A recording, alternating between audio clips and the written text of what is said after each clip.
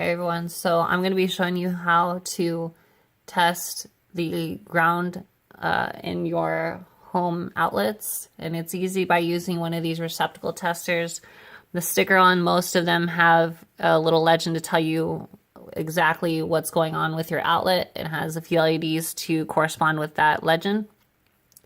So you have open ground, open neutral, open hot, hot and ground reverse, and hot and neutral reverse.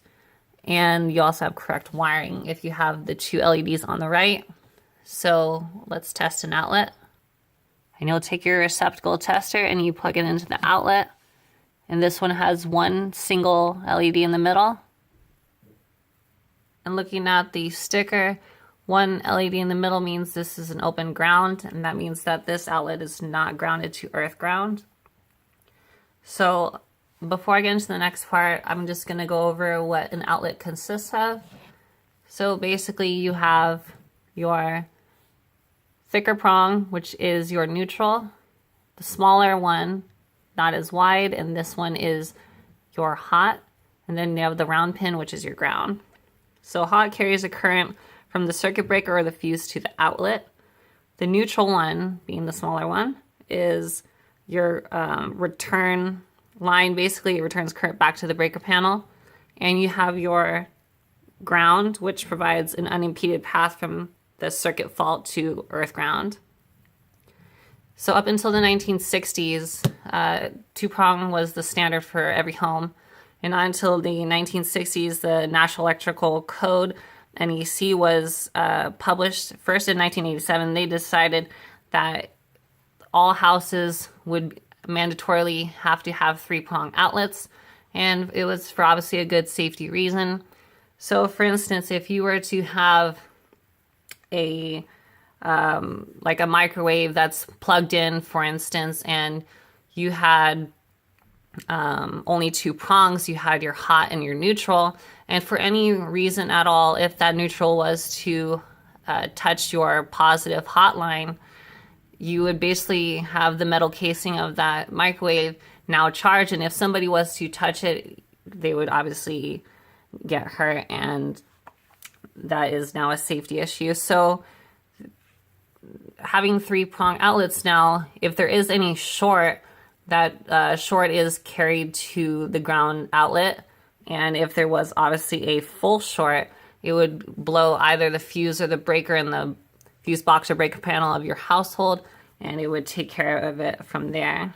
But household outlets have evolved quite a bit from that time, and now most of them, a lot of people are starting to incorporate GFCI outlets, which is a ground fault circuit interrupter.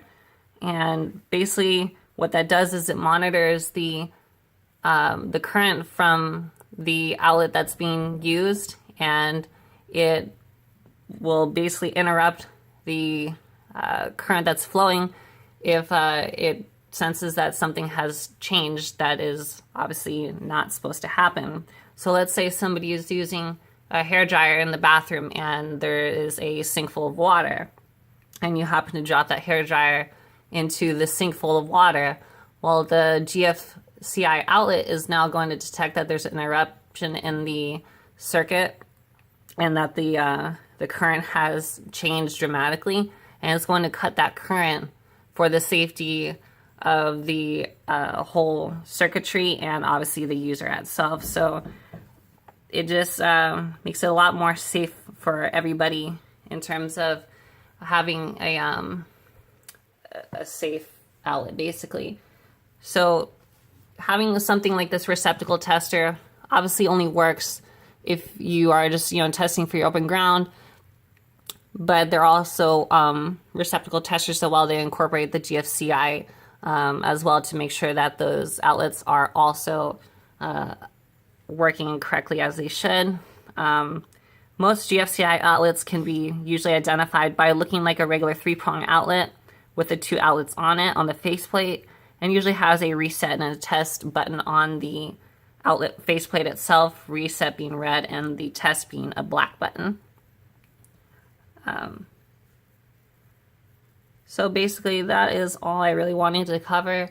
just to give everybody an idea of how outlets have changed and the safety and the reason why that they have changed since then.